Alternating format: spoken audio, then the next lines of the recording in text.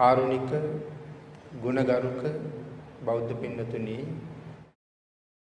බොහෝම ශ්‍රද්ධාවෙන් යුක්තව මේ සැදී පැහැදී සූදානම් වෙන්නේ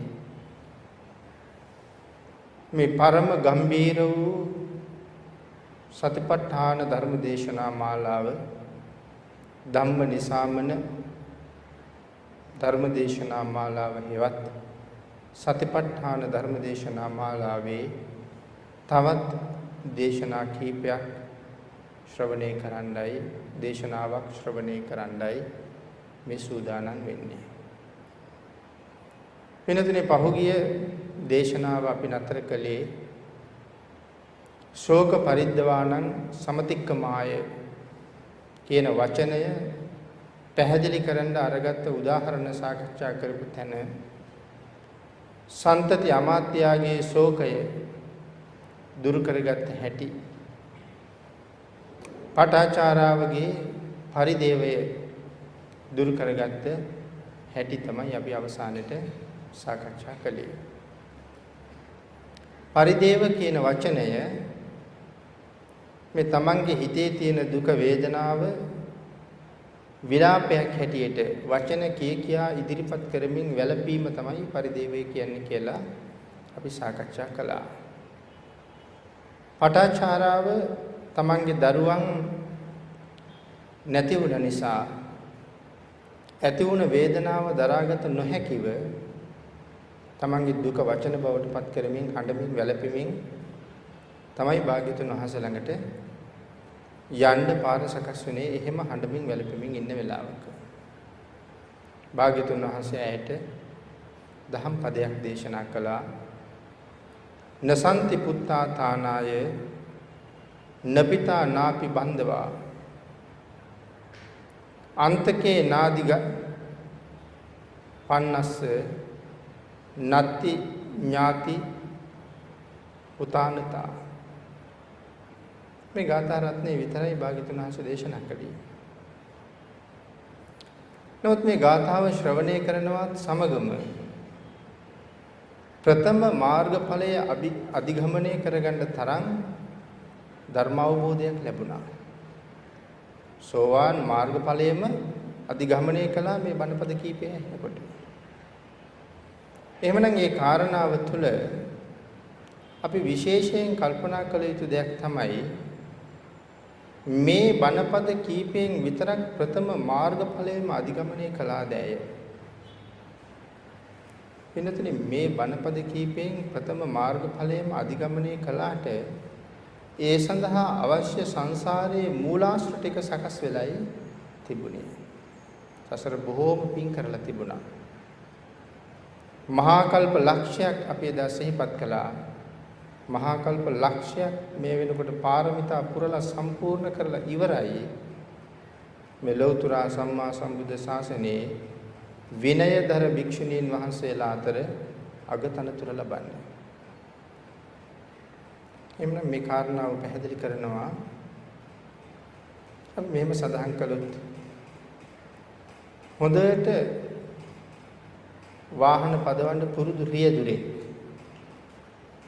ඒ රියදුරා මොන පන්නයේ සකස් කරපු අලුත්ම වර්ගයේ වාහනයකට ගොඩ වුණත් ඔහු ඊටාම ඉක්මනින් ඒ වාහනේ ක්‍රියාකාරීත්වය සිදු වෙන්නේ කොහොමද කියන එක අවබෝධ කරනවා. පින්නතනේ අපි යම් විෂය ධාරාවක් හදාරලා තියෙනවා නම් හොඳට පෙර හැදෑරුවේ. අපි පාසල් ගිය කාලේ හොඳට හදාරපු විෂය ධාරාවක්. නමුත් ජීවිතේ පස්සේ කාලෙක මේ විෂය ධාරාව පිළිබඳව කෙනෙක් කතා කරනවා ඇහෙනකොට එහෙම නැත්නම් ඒ කාරණාව කියන පුද්ගලයා අතින් වැරදි කාරණාවක් දෙකක් කියවුනොත් අපිට ඒක හෙලා මතකයට එනවා මේ ප්‍රකාශය වැරදි. මනාව ඒ විෂය ධාරාව මම හදාරලා තිබුණා නම් මට මතක් වෙනවා අර ප්‍රකාශය වැරදි කියලා. එනතුනේ අපිට හොඳට පාඩම් තියෙන ගාථාවක්. සමහර වෙලාවට ඊටාම හොඳටම පාඩම්. නමුත් මේ අවශ්‍ය තැනට එකපාරම මතක් වෙන්නේ නැහැ.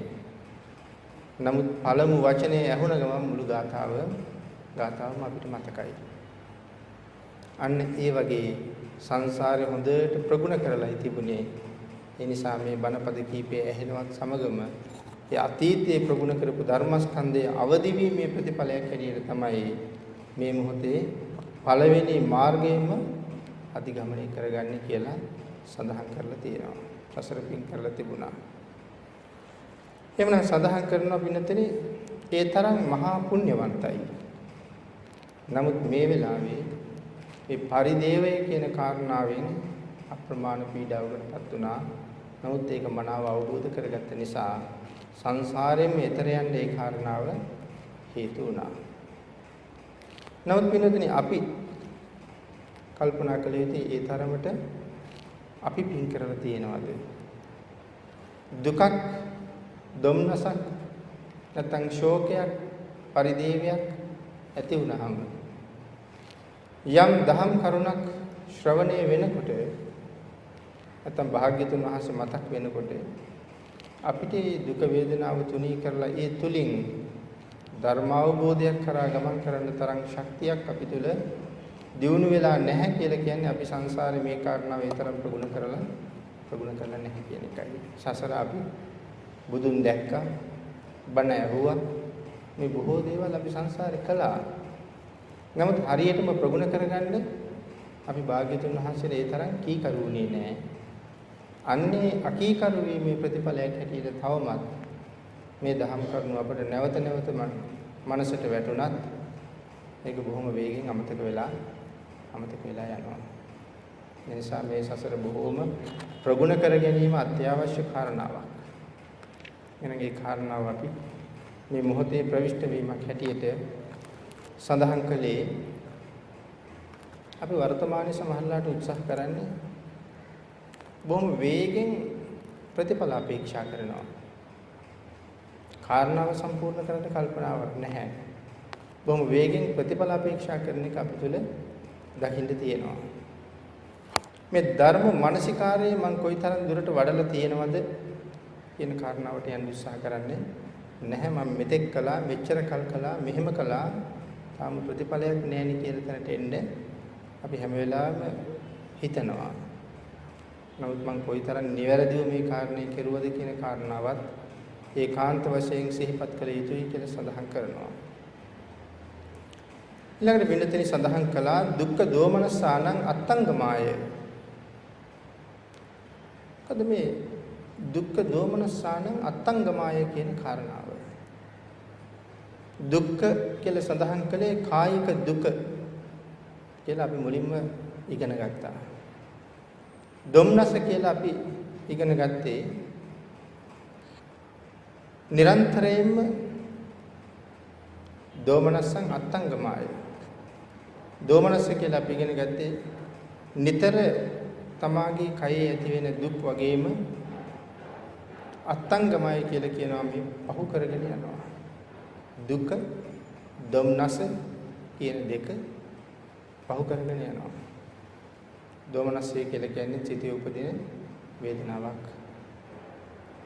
ඒ කායික දුක්ඛය, හිතේ දුක්ඛය පහු කරගෙන යනවා. එහෙනම් ඒ කයේ සිතේ උපදින දුක අතහැරලා අමතක කරලා පහු කරලා යන්න කොයි විදිහේ ශක්තියක්, කොයි විදිහේ අවබෝධයක් අපි තුල තිබිය යුතුද? මේ කාරණාව තාමත් අපි මේ අර මුලින් සාකච්ඡා කරපු ප්‍රථම කාරණාවටම එළඹවීමමයි තාම මේ සිද්ධ කරන්නේ. අපි පිළිදෙන සතිපට්ඨාන සූත්‍රයේ අහලා තියෙනවා. මේ දේශනාව පටන් ගන්න කලින් අපි ශ්‍රවණය කරමින් හිටියේ සතිපට්ඨාන සූත්‍රයමයි. ඉතින් එතකොට සමහර වෙලාවට හිතෙන්න පුළුවන් ඒ සූත්‍රයේ සඳහන් කරන වචන මහ ගොඩක් අපි තාම සාකච්ඡාවට බඳුන් කරගත්තේ නැහැ. නමුත් අපි තාම මේ සූත්‍රයට වටින් ගොඩින් අපේ මනස හදාගෙන ප්‍රවිෂ්ඨ වෙන්නමයි උත්සාහ කරන්නේ. ඒ කාරණාව අපි සාකච්ඡා කළා මේ ලෝකෝත්තර මාර්ග සිත ගැන සතිපට්ඨාන සූත්‍රය සාකච්ඡා කරලා නැහැ කියලා. ප්‍රථම ලෝකෝත්තර මාර්ගයට එළඹීම, ඇතුල් වීම විතරයි මෙතන සාකච්ඡා කරන්නේ. දොරටු 21ක් තියෙනවා. పూర్ව භාගයේ කොහොම ඇතුල් වුණත් අපර භාගයේ යා යුත්තේ එක මාර්ගයක් ඔස්සේය කියන කාරණාව අපි සාකච්ඡා කළා. ඉදිරියට අපි ශ්‍රවණය කරන සූත්‍රයේ සඳහන් හැම වචනයක්ම අපිට සාකච්ඡා කරන්න වෙනවා. මේ වචන එකක් ගානේ මෙච්චර දිගට විස්තර කරන්නේ ඒ සූත්‍රයේ තියෙන කාරණාව නෙමෙයි, අටුවාවේ සහ ටීකාවේ මේක තේරුම් ගන්න පැහැදිලි කරලා තියෙන උදාහරණ සහ උපමා තමයි අපි මේ ගලපගන්නේ අවබෝධ කරගැනීමේ පහසුව. මේ කරුණු කාරණා ටික ඉගෙන ගත්ත එකේ වැදගත්කම අපිට දැනෙන්නේ ඉස්සරහට කර්මස්ථානයේත් එක්ක සාකච්ඡා කරනකොට අහවල් චරිත තුළ මේ කාරණාව මේ විදිහට ගැඹුරට ඒ අය අධ්‍යයනය කරලා ගැඹුරට කිඳා බහැලා තිබුණ නේද? එහෙම ගැඹුරු අවබෝධයකින් සහ අධ්‍යයනයකින් නේද ඒ අය මේ මාර්ගයට බැහැගෙන තියෙන කියන කාරණාව අපිට අවබෝධ කරගන්න හේතු වෙනවා ඒක. එhmenan මෙතන සඳහන් කරනවා මේ පහු කරගෙන යනවා ජය ගන්නවා කියන කාරණාව අත්ංගමාය කියන වචනය. උදුරා දමනවා විනාශ කරනවා කියන කාරණාවත් මෙතන පැහැදිලි කරන්න පුළුවන් කියලා සඳහන් කරනවා. මේ මාර්ගයේ භාවිතයේදී තිස්ස තෙරුන් ආදීන්ගේ මෙන් තිස්ස තෙරුන්ගේ තිබිච්ච කායික දුක්ඛය අපි සාකච්ඡා කළා. තිස්ස තෙරුන්ගේ කායික දුක්ඛය එනිසා ඒක අද සාකච්ඡා කරන්න වෙන එකක් නැහැ. උන්වහන්සේ තමන්ගේ කලව ඇට දෙක කඩාගෙන කරපු වීරිය. ඊළඟට ශක්‍ර දේවේන්ද්‍රයන් වහන්සේ තමන්ගේ හිතේ වේදනාව ඇති වෙච්ච වෙලාවේ, දුම්නස ඇති වෙච්ච වෙලාවේ කටයුතු කරපු හැටි, ඒ දුම්නසෙන් මිදෙන්න ශක්‍ර දේවේන්ද්‍රයන් වහන්සේ කටයුතු කරපු හැටි අපිට ඊටාම වටිනවා. අපි ගැන හිතනද ඊටාම වටිනවා ශක්‍ර දේවේන්ද්‍රයන් වහන්සේ කොහොමද කටයුතු කළේ තමන් වහන්සේට ඇතිවෙච්ච දුම්නස නැති කරගන්න. වෙනතන මෙතන සඳහන් කරනවා කායික දුක්ඛය පැහැදිලි කරන තැන තවත් එක කාරණාවක්. භික්ෂුන් වහන්සේලා 39 භාග්‍යවතුන් වහන්සේගෙන් කර්මස්ථාන අරගෙන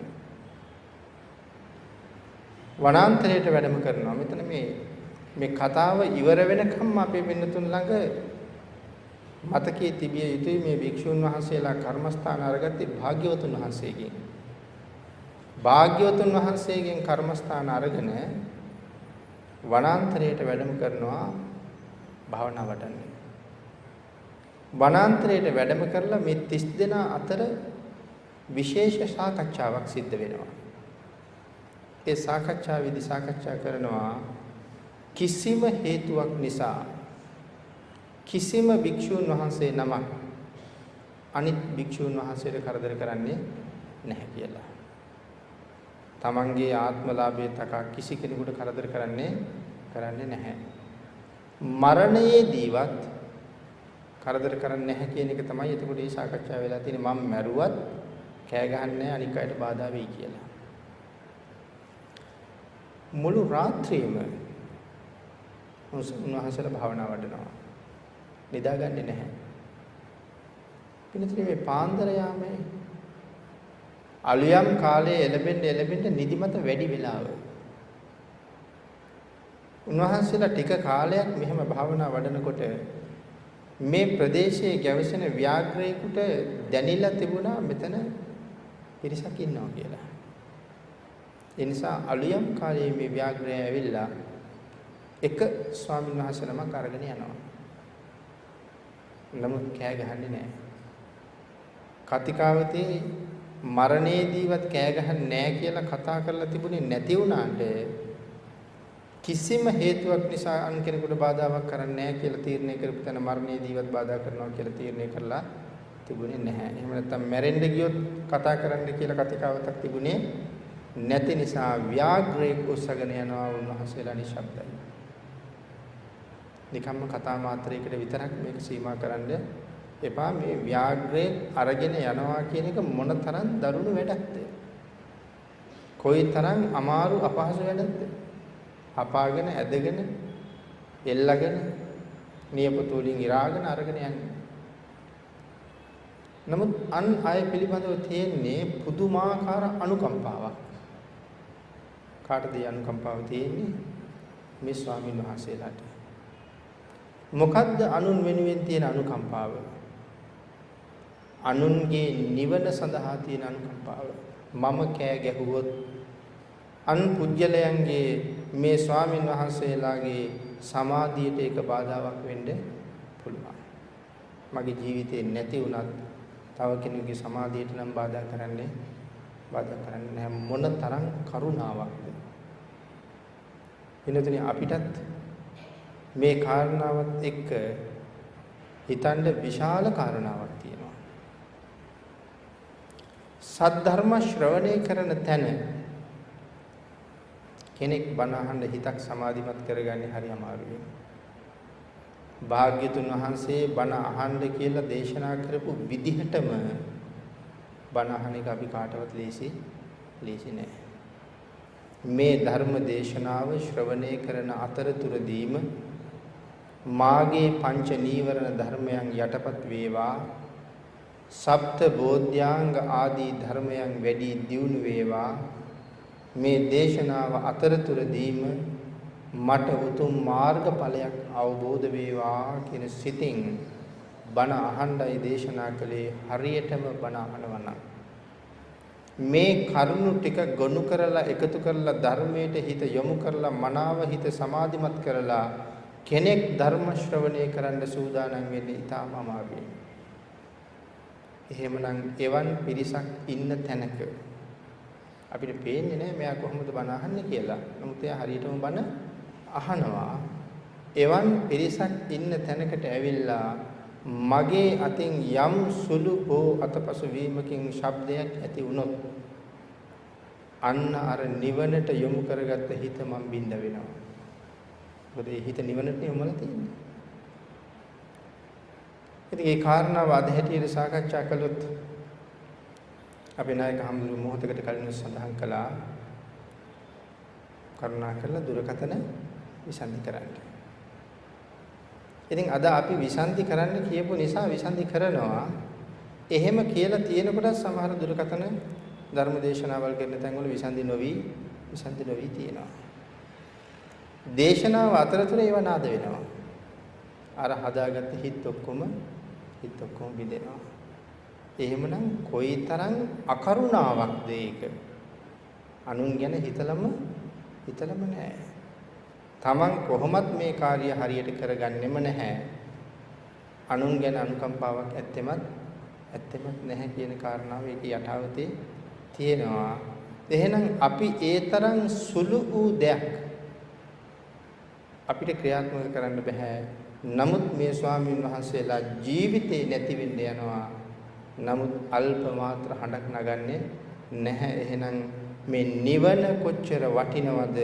සසර කොච්චර භයානකද? ඒ සංසාරයෙන් එතර යන්න යමෙක් වීරිය කරනවා නම් මගේ ජීවිතේ නැති වුණත් ඔහුගේ වීරියට හානියක් නොවේවා කියන පුදුම අනුකම්පාවකින් තමයි මේ නිශ්ශබ්ද ව්‍යාග්‍රයට ගොදුරු වෙන්නේ. ඉතින් මෙහෙම සතියක් හමාරක් ගෙවුණා. ස්වාමීන් වහන්සේලා දවසින් දවස එක එක්කෙනා මෙයා අරන් යනවා. ওই දවසක උදේ නායක ස්වාමීන් වහන්සේ කතා කළා ඔපෝ අපේ පිරිස සෑහෙන්න අඩුයිනේ. ඊට පස්සේ කිව්වා ස්වාමීනි පාන්දර ව්‍යාග්‍රය කියනවා. ඒ ව්‍යාග්‍රය ඇවිල්ලා එක එක්කෙනා අරගෙන යනවා. දවසකට එක්කෙනා ගන්න. ඒ කවුරුවත් මේක කතා කළේ නැත්තේ. ස්වාමීනි අපේ කතිකාවතේ එහෙම එකක් නැහැ.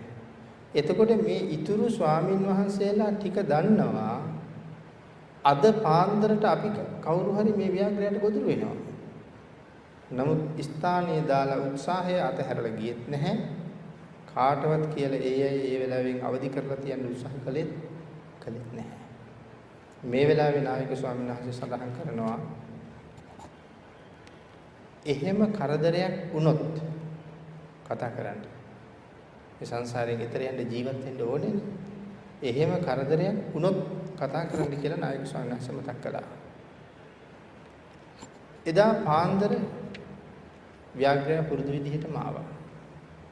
ඇවිල්ලා තරුණ ස්වාමීන් වහන්සේ නමක් අල්ලගත්තා. ස්වාමීන් වහන්සේ මහ ගොඩක් හයියෙන් කෑ ගැහුවේ නෑ. කීවනේ කතා කරන්න කියලා. හා කියපු නිසා ව්‍යාග්‍රය අල්ලගෙනගොඩ ස්වාමීනි ව්‍යාග්‍රය කියලා වචන දෙකක් ප්‍රකාශ කළා. වචන දෙකයි. ස්වාමීනි ව්‍යාග්‍රය. ඒ වෙලාවේ අනික් ස්වාමීන් වහන්සේලා අවදි වුණා.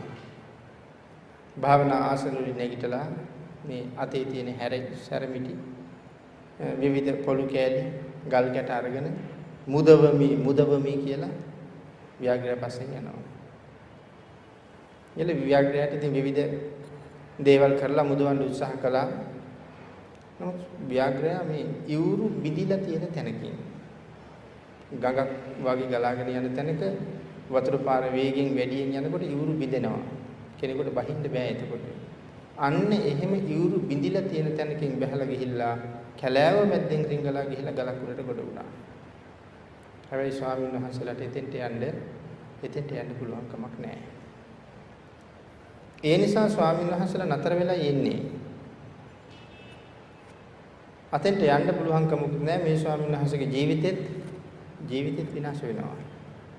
මේ වෙලාවේ සඳහන් කරනවා අර ස්වාමීන් වහන්සේලාට කරගන්න දෙයක් නැති නිසා සඳහන් කරනවා ඉදානි සප්පුරිස අම්හෙහි කත්තබ්බං නත්ති. ඉදානි සප්පුරිස අම්හෙහි කත්තබ්බං නත්ති. සත්පුරුෂේ අපට කරන්න දෙයක් නැහැ. අපිට ඔතෙන්ට එන්න බෑ. එහෙම කියලා උන්වහන්සේලා ආපහු හැරියා. ඉතින් වෙන මොනව කරන්නද? ස්වාමීන් වහන්සේ නිශ්ශබ්දයි. සදාහන් කරනවා ව්‍යාග්‍රය උන්වහන්සේගේ ඇඟිලි තුඩේ ඉඳලා කන්න පටන් ගන්නවා. එයි මේ ඇඟිලි තුඩේ ඉඳලා කන්නේ. මොකද ස්වාමීන් වහන්සේ කිසිම දැගලීමක් එළවීමක් නැහැ. ව්‍යාග්‍රේ සතෙක් අල්ලාගත්ත ගමන් එහෙම් මෙහෙන් හැමතැනින්ම හපනවා. ඒ හැමතැනින්ම හපන්නේ නිලයකින් හපලා ඒ සතා දඟලන එක නතර කරන්නයි. දඟලන්නේ නැත්තම් එක තැනක ඉඳලා පිළිවෙලට කාගෙන යන්න පටන් ගන්නවා මැද්දෙන් කඩාගෙන කන්නේ නැහැ. දැන් ස්වාමීන් වහන්සේගේ අමුතුවෙන් නිල වලින් හපන්න දෙයක් නැහැ. උන්වහන්සේ කිසිම දැඟලීමක් නැහැ. සමාහට ව්‍යාග්‍රය කල්පනා කරලා තියෙන්නේ මැරිලා. ඒ නිසා තමයි ව්‍යාග්‍රය ඇඟිලි තුඩේ ඉඳලා කන්න පටන් ගන්නේ. මං කිව්වා අපේ බින්නතට මතක තියාගන්න කියලා. මේ ස්වාමින් වහන්සේත් කර්මස්ථාන අරගෙන ආවි භාග්‍යතුන් වහන්සේ කියන්නේ. ව්‍යාග්‍රය ඇඟිලි තුඩේ ඉඳලා කන්න පටන් ගන්නකොට උන්වහන්සේ මේ මරණය පිළිබඳව සිතවිල්ල අතහැරලා මෙන්න මේ වේදනාව කර්මස්ථානීය බවට පත් කරගන්නවා. මේ වේදනාව කර්මස්ථානීය බවට පත් කරගෙන ඒ කර්මස්ථානයේ වේදනානුපස්සනාවෙන් මෙනෙහි කරනවා. සඳහන් කරනවා යම්සේ ව්‍යාග්‍රය උන්වහන්සේගේ ගොප් ඇටය නොකෑවේද වල්ලු කරේ තියෙනට කොටුව කණ්ඩ කලින් උන්වහන්සේ ප්‍රථම මාර්ගය අධිගමනය කරනවා. ව්‍යාග්‍රය උන්වහන්සේගේ ධන මඩල කණ්ඩ කලින් දෙවෙනි මාර්ගය අධිගමනය කරනවා. ව්‍යාග්‍රය උන්වහන්සේගේ නාභි මණ්ඩලයේ ගාව කඩාගෙන කණ්ඩ කලින් තුන්වෙනි මාර්ගය අධිගමනය කරනවා. ව්‍යාග්‍රය උන්වහන්සේගේ හෘද මාංශය කඩාගෙන කණ්ඩ කලින් උන්වහන්සේ සෞඛලස් නැසලා මහරහත් බෝධියම ලබා ගන්නවා. එතකොට මේ අති උතුම් රහත් බෝධියට එනකන් එන්න උන්වහන්සේ මොනතරම් දුකක් මේ අතර විඳිනවද? පිළිතුර මේක තමයි භාග්‍යතුන් වහන්සේගෙන් කර්මස්ථානගත එකේ තියෙන විශේෂත්වය. අපි බුද්ධ සංඥාව සාකච්ඡා කරපු නිසා ගොඩක් කරුණු සාකච්ඡා කරන්න අවශ්‍ය නැහැ. භාග්‍යවතුන් වහන්සේගෙන් යම් කෙනෙක් ගිහිල්ලා කර්මස්ථාන ඉල්ලහම මේ පුද්ගලයා කවදද නිවන් අවබෝධ කරන්නේ? කොතනද නිවන් අවබෝධ කරන්නේ? කොහොමද නිවන් අවබෝධ කරන්නේ? ඒ වෙලාවේ ඉන්න ප්‍රතිපදාව සැප සහගතද දුක් සහගතද නැත්නම් මධ්‍යස්ථද මේ සියලුම කාරණා භාග්‍යතුන් වහන්සේ දන්නවා. දැකලා දැනගෙන ඒ සියල්ලට ගැළපෙන කර්මස්ථානයක් තමයි ලැබලා දෙන්නේ. පින්නතනි ඔබත් මමත් කවදා හරි දවසක සංසාරයෙන් එතර යන්න ඕනේ. අපි නිවන් දකින්නම වෙනවා. එhmenan ඔබ කවදා කොතනද නිවන් දකින්නේ? මම කවදා කොතනද නිවන් දකින්නේ? ඔබ නිවන් දකින්නේ මොන වාගේ වේදනාවක් එක්කද? මේ වාගේ වේදනාවක් එක්කද? මීටත් වඩා දරුණු වේදනාවක් එක්කද? කියන කාරණා සියල්ලම භාග්‍යතුන් වහන්සේ දැනටත් අපි ගැන දැකලායි තියෙන්නේ. මේක මුලින්ම සාකච්ඡා කළා මේක සර්වඥතා ඥානය නෙමෙයි ඒකේ අල්ප මාත්‍රයක් මේ අපි ගැන දකිනවා කියන එක. එහෙමනම් මේ කර්මස්ථාන දෙනකොට ඒක දැනගෙන ඒ සියල්ලටම හරියටම හරියන කර්මස්ථානයි තමයි දීලා තියෙන්නේ. ඒ මාර්ගයේ ඔස්සේ ගියපු කෙනෙකුට කවදාවත් අතපසු වීමක් වැරදීමක් සිද්ධ වෙන්නේ නැහැ. මෙන්න මේ කාරණාව හරියට අවබෝධ කරලා එතෙන්ට එළඹෙන්න පුළුවන් වෙච්ච කෙනා සැබවින්ම භාග්‍යතුන් වහන්සේට අනුගත වෙච්ච කෙනෙක් බවට පත් වෙනවා. දැන් මේ හෘද මාංශය කඩාගෙන කන්න කලින් සියලු මාර්ගයන් සම්පූර්ණ කරගත්ත භික්ෂුන් වහන්සේ ඒ වෙනුවෙන් මේ භික්ෂුව කොහොම කටයුතු කළාද? නැත්නම් මේ ශාසනයේ භික්ෂුව කොයි වගේ කැපකිරීමක් කරලා කටයුතු කරනවද? සාමාන්‍ය කෙනෙක් මේ කොටිය අරගෙන ගියා නම් කෑකෝ ගහලා දඟලලා උඩ පැනලා කොයි තරම් දෙයක් මෙතන සිද්ධ වෙයිද? මොන තරම් හඬකින් කෑ ගහයිද? මරණ බයෙන් කෑ ගහන හඬ ඒ හඬ තුල මේ කාටද ඇහෙන්නේ මොනවද කියන්නේ මොකවත් නැහැ.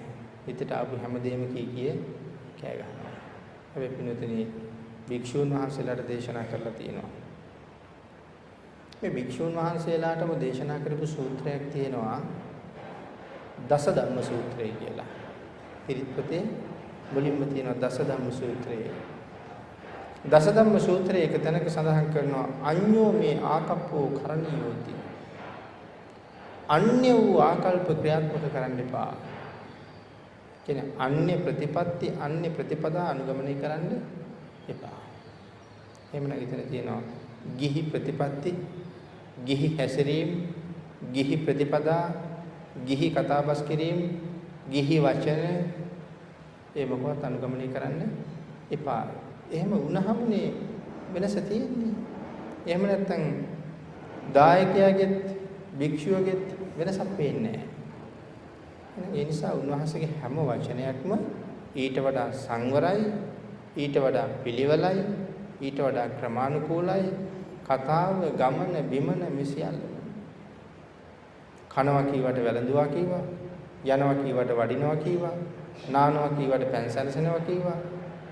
මේ වාගේ අර වචන වලින් සහ සමාජයෙන් වෙනස් වෙච්ච දේවල්මයි අන්‍යෝන්‍ය ආකල්ප අන්‍ය වූ ආකල්ප වලින් බැහැර වෙන්න ඕනේ. ඒ වගේම මේ කාරණාව රතන සූත්‍රයේත් පැහැදිලි කරනවා. වේවන්නේ යම්හි අජූපගතෝති. එහෙනම් මේ විදිහට භාග්‍යතුන් වහන්සේගේ දේශනාවෙන් හික්මිච්ච කෙනෙක් ඒ දේශනාවෙන් හික්මිච්ච කෙනෙකුට භික්ෂුව කියලා කියනවා. ඒ භික්ෂුත්වය සාමාන්‍ය කෙනෙකුට හිතා ගන්න බැරි තරම් හික්මුණ ස්වરૂපයක් නිසා උන්වහන්සේ මරණය ළඟවත් කෑකෝ ගහන්න උත්සාහ කළා තිබුණේ නැහැ. ඊළඟට සඳහන් කරනවා මේ කාරණාවටම මේ අරහත්ත්වය ලැබලා මේ වේදනාවත් එක්ක අරහත්ත්වය ලැබලා උන්වහන්සේ උදානයක් ප්‍රකාශ කරනවා. ඒ උදානය සඳහන් කරනවා මේ උදානය හරි ගැඹුරුයි. නමුත් මනා වූ ජීවිත අවබෝධයක් ලබා දෙනවා. මොකද උන්වහන්සේගේ උදානය සීලවා වත සම්පන්නෝ පඤ්ඤවා සුසමාහිතෝ. උන්වහන්සේ මොනවද සම්පූර්ණ කරලා තිබුණේ? එතකොට මේක තමයි පැවිද්දත් ගිහි පිරිසත් අතර තියෙන වෙනස. ගිහි කෙනෙක් මොනවද සම්පූර්ණ කරන්න ඕනේ? ඒ ගිහි ජීවිතය තුළ අධ්‍යාපන කටයුත්තක් සම්පූර්ණ කරන්නමත් ඕනේ. ජීවත් වෙන්න ගයක් දොරක්, රැකී රස්සාවක්, ඉඩමක් කඩමක්, මේ ආවාහ විවාහ, දූ දරුවෝ මේ සියලු කාරණා සම්පූර්ණ කරගෙන තමයි මේ ලෝකෝත්තර මාර්ගයට යන්න යම් වෑයමක යෙදෙන්නේ. ඒ නිසා බුදුරජාණන් වහන්සේගේ තැනක සඳහන් කරලා තියෙනවා ගිහි පුජ්‍යලයාගේ ලෝකෝත්තර ගමනේ ස්වභාවය කාගේ ගමන වගේද කියලා. මොන රාගයේ ගමන වගේ. මොන රාගයේ ගමන ටිකක් එමින්. මොකද ඇඟත් බර වැඩි. ඒ කියන්නේ එහෙනම් අරන් යන්න තියෙන බර ගොඩක් වැඩි. අනික මොනවා හරි ලස්සනයි. ඒ නිසා එයාට හරියට සැරසෙන්න ඕනේ.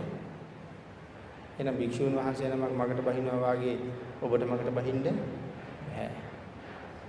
එහෙනම් ඒ කටයුතු කරගෙන එනකොට මේ මගට යෙදෙන්න තියෙන කාලයක් ටිකක් අඩුයි.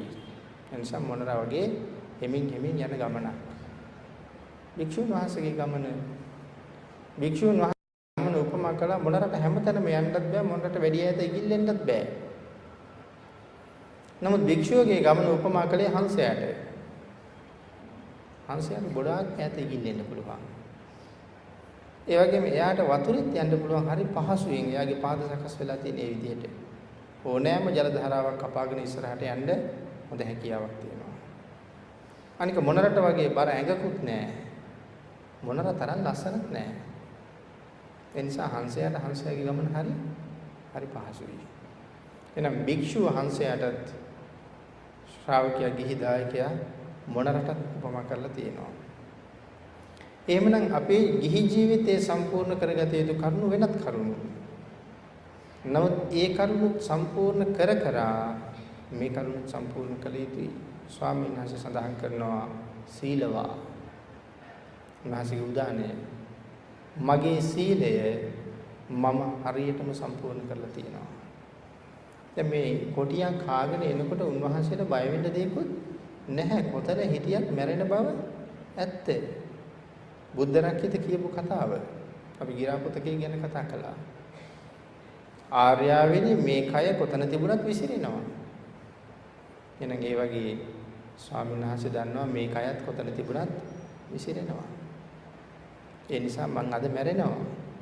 නමුත් මට කලබල වෙන්න දෙයක් නැහැ, බය වෙන්න දෙයක් නැහැ. ඇයි? සීලවා.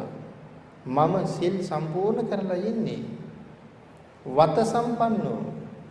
මගෙන් කෙරෙන්න වූ පැවිදි කෘත්‍යයක් තිබුණා නම් යම් වතක් තිබුණා නම් ඒ වත මම මනාව සම්පූර්ණ කරලායි තියෙන්නේ. පඤ්ඤවා. ප්‍රඥාව වඩන්ඩ මං මේ මාර්ගයට අවතීර්ණ වෙලා ඉන්නේ. සුසමාහිතෝ මනාව මේ මාර්ගයේ ගමන් කරන්න කටයුතු කරලා තියෙන්නේ. ඉන්නතනේ කොයිතරම් ශ්‍රේෂ්ඨද? මරණය ළඟ බය වෙන්න කිසිම හේතුවක් උන්වහන්සේට ඇත්තෙම නැහැ. එහෙනම් මේ මෙතරින් එතරට යන්න අවශ්‍ය මාර්ගය උන්වහන්සේ හරියටම සම්පූර්ණ කරලයි තියෙන්නේ. ඒ උදාහරණය උන්වහන්සේ සඳහන් කරනවා. ඊළඟට පැහැදිලි කරනවා මෙතන වත සම්පන්නෝ කියලා සඳහන් කරන්නේ දුතාංග දරුව කියන එකයි. දුතාංග 13ක් සඳහන් කරන අට කතාවේ. එහෙනම් වත සම්පූර්ණ කළා කියලා කියන්නේ මේ අතුපතු ගෑම්වත් පිළිවෙත් විතරක් නෙමෙයි. පැවිදි කෘත්‍යයේ වත දුතාංගධාරී වූ උන්වහන්සේ කටයුතු කරලා තියෙනවා. වත සම්පන්න දුතාංග දරුව මම කියන කාරණාව. නේසච්චිකාංගය කියන දුතාංගය දරණ අය මේ දුතාංග වලින් එකක්. නේසච්චිකාංගය. මේ දුතාංග සම්පූර්ණ කරන්න ඉතාම අමාරුයි. හරිම රෝක්ෂයි දුතාංග. වීරවන්තයන්ට විතරයි සම්පූර්ණ කරන්න පුළුවන්. මේ නේසච්චිකාංගය කියන දුතාංගය මෙන්න මේ අහවල් කාලයේ දක්වා මම සම්පූර්ණ කරනවා දරනවා කියලා පොරොන්දු වුණොත් මේ දුතාංගය කියලා කියන්නේ කවදාවත් කිසිම හේතුවක් නිසා නිදියන්නේ නැහැ කියන එකයි. කිසිමම හේතුවක් නිසා නිදාගන්නේ නැහැ. කොයි තරම් රෝක්ෂද මේ ප්‍රතිපදාව. මෙන්න මේ වාගේ දුතාංග පවා මේ ස්වාමීන් වහන්සේ දරලා තියෙන්නේ. මේ විදිහට දුතාංග 13ම දරලා ඊටාම සිල්වත් කුඩා සිල්පදයක්වත් කඩලා නැහැ. කුඩා අනුකුඩා ශික්ෂාපද. දැන් මේ කාරණා සඳහන් කරනකොට අපි මුලින්ම සාකච්ඡා කළා මේ සතිපට්ඨාන මාර්ගයේ ගමන් කරන්න නම් මනාව වූ පිරිසිදු සීලයක් ඕනේ කියලා. එහෙනම් මේ සම්පූර්ණ කරන සීලය මේ එහෙම් මෙහෙන් අයිනෙන් මුල්ලෙන් කොණෙන්වත් කැඩිලා බෑ. හරි පිරිසිදු සීලයක් තියෙන ඕන විශාක පෝසත සූත්‍රයේ ඒ සීලය කෙසේ විය යුතුද කියන කාරණාව භාග්‍යතුන් වහන්සේ වෙනම පැහැදිලි කරලා තියෙනවා. එහෙනම් මෙතන කුඩා සිල්පදයක්වත් කඩලා නැහැ. දැන් භික්ෂුන් වහන්සේලාට භාග්‍යතුන් වහන්සේ දේශනා කරපු එක එක ආපත්‍ති තියෙනවා. විශාලතම ආපත්‍තිය පරාජිකාව. පරාජිකාවකටපත් වුණොත් පැවිදිකම ඉවරටම ඉවර වෙලා යනවා. ඊළඟට සංඝාදිශේෂ කියලා 13ක් දේශනා කරලා තියෙනවා. පැවිදිකම නැති වෙන්නේ නැහැ සංඝාදිශේෂයකටපත් වුණොත්. නමුත් සංඝාදිශේෂයකටපත් වුණොත් ඒක ගරු යවතක් උපසම්පදා භික්ෂුන් වහන්සේලාට ගිහිල්ලා ඒ කාරණාව කියන්න ඕනේ. කියලා උන්වහන්සේලා ළඟ වත් පුරන්න ඕනේ. වත් සම්පූර්ණ කරලා උපසම්පදා භික්ෂුන් වහන්සේලා 21 නමක් ඉදිරියේ කර්ම වාක්‍යයක් කියලා පිරිසිදු වෙන්න ඕනේ. ටිකක් දිගයි වැඩි. ඒ නිසා ඊට වඩා හොඳයි සංඝාදිශේෂයක් කරගන්නේ නැතුව හරි සිහියෙන් ජීවත් වෙන එක. එහෙනම් එහෙම මේ ගරුකාපත්ති ලහුකාපත්ති කියන තැනට එනකන් පුංචි ආපත්ති ගාවට පවා පැහැදිලි කරනවා. නමුත් දේශනා කරනවා යම් ගරුකාපත් නැත්නම් සුළු ඇවතක් වුණොත් ඒ සුළු ඇවත ගැන බලන්න කියනවා ප්‍රථම පරාජිකාවසේ බලනවා වගේ. ප්‍රථම පරාජිකාව දිහා බලනවා වගේ බයෙන් බලන්න කියනවා ඒ සුළු ඇවත දිහා. ඒ කියන්නේ මහානකම නැති වුණා කියලා හිතන තැන ඉඳලා ඒ සුළු ඇවත දිහා බලන්න කිව්වා. එතකොට ඒ සුළු ඇවතවත් කරන්නේ නැහැ. එහෙනම් මෙතන ඒ නිසා සඳහන් කරනවා ඊතා කුඩා වූ ශිල්පදයක්වත් කඩාගන්නේ නැහැ. බොහෝම ප්‍රඥාවන්තයි විපස්සනා ඥාන සහිතව පුරුදු කරලා තිබුණ නිසා මුහුත්තං පමාද මන්වාය ව්‍යග්ගේ නූර්හුත මානසෝ මගේ එක මොහතක ප්‍රමාදයක් නිසා ව්‍යාග්‍රයක් ඇවිල්ලා මගේ මනසට බාධා කළා. උන්වහන්සේ සඳහන් කරන්නේ මේ ව්‍යාග්‍රය මාව අල්ලාගත්තේ මගේ ප්‍රමාදයක් හින්දා. එක මොහතක ප්‍රමාදයක් මගේ තිබුණා. අන්න ඒ ප්‍රමාදයේ ඇහිල්ලේ ව්‍යාග්‍රය මගේ මනසට බාධා කළා.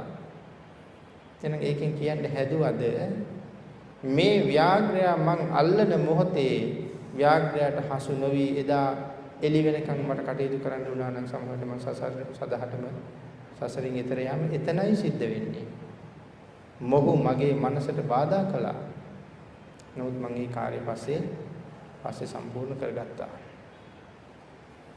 එන පිළිතුරේ අපේ සසරට කොයිතරම් මේ ඇඟ බාධා කරනවද? මේ ස්වාමීන් වහන්සේගේ සිතට බාධාවක් කළේ මේ ඇඟ. අපේ සසරටත් මේ ඇඟ හරියට බාධා කරනවා. මොකද ඇඟක් තිබ්බේ නැත්නම් ව්‍යාග්‍රයට ගෙනියන්න දෙයක් නෑ. එහෙනම් අපේ සසරටත් ඇඟ හරියට බාධා කරනවා. කල්පනා කරලා බලන්නකෝ අපේ සසරට ඇඟ කොච්චර බාධා කළාද කියලා. ඇඟ හදන්න, ඇඟ ලස්සන කරන්න, ඇඟ පිරිසිදු කරන්න, ඇඟ උපවත් කරන්න මේ ඇඟ අපෙන් ඉල්ලන දේවල් විවිධ දේවල් මේ ඇඟ අපෙන් ඉල්ලනවා. ඒවා සම්පූර්ණ කරලා දෙන්න ගියාම අපිට මේ ආධ්‍යාත්මික මාර්ගයේ ගමන් කරන්න හරියට අතපහු වෙනවා. මේ ඇඟ විවිධ ඉන්ද්‍රියන් විවිධ දේවල් ඉල්ලනවා. ඒ නිසා මේ ඇඟ කොහොමද ලෝකෝත්තර මාර්ගයට හරියට බාධා කරලා තියෙනවා. ඒ නිසා උන්වහන්සේ සඳහන් කරන්නේ මේ ව්‍යාග්‍රය මාව අරන් ගියා කියලා නෙවෙයි. උන්වහන්සේ ඇඟ අතහැරලා ඉඳලා තියෙන්නේ. මේ ව්‍යාග්‍රය මගේ සැකිල්ල අරන් ගියා. මගේ නෙමෙයි, ඇඟ මගේ නෙමෙයි. නමුත් ව්‍යාග්‍රය මගේ සැකිල්ල අරන් ගියා. ඒ කාරණාව තමයි මේ උදානයේදී උන්වහන්සේ ප්‍රකාශ කරන්නේ. ඇඟ කෑවා කියන්නේ නැහැ. උන්වහන්සේ සඳහන් කරන්නේ ජීවිත තෘෂ්ණාව අතහැරලා හිටපු නිසා මේ සැකිල්ල අරන් ගිහිල්ලා සැකිල්ල තමයි විනාශ කරලා දාලා තියෙන්නේ. එහෙනම් මේ කාරණාව තුළ උන්වහන්සේ ළඟ සිතවිලි තුනක් තිබිලා තියෙනවා. මේ ව්‍යාග්‍රයට ගොදුරු වෙන වෙලාවේ උන්වහන්සේ ළඟ සිතවිලි තුනයි තිබිලා තියෙන්නේ. මේ සිතවිලි තුන මොකද කියලා පැහැදිලි කරලා තියෙනවා. ව්‍යාග්‍රය කැමති නම් ඇට සම්මස් නහර සමග මා කාදමත්වා. ඔබ කැමති නම් මගේ ඇට හම් මස් නහර කාලා දාපන්. මම කෙලස් කපා හරින්නෙමි. ඔබ මම කන අතරතුර මම මගේ ක්ලේශ ධර්මයන් කපා හරිනවා. ඊළඟට සඳහන් කරනවා අන්තිම සිතවිල්ල මම නිර්වාණය ස්පර්ශ කරන්නෙමි. නිවන ස්පර්ශ කරනවා. මේ උතුම් අරමුණ උන්වහන්සේ ළඟ තිබිලා තියෙනවා. එවන් උතුම් සිතුවිල්ලකින් තමයි උන්වහන්සේ රහත් වෙලා තියෙන්නේ.